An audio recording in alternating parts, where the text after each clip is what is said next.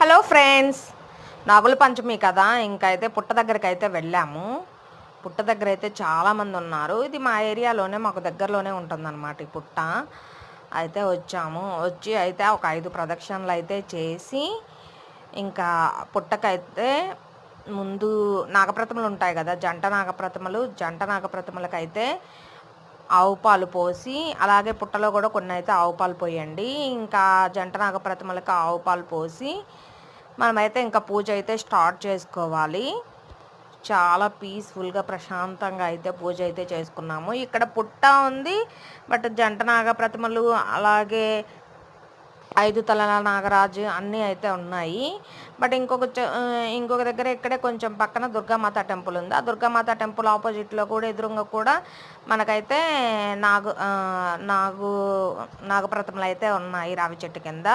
చాలా బాగా అనిపించింది. మంచిగా పూజ అయితే చేసుకున్నాం.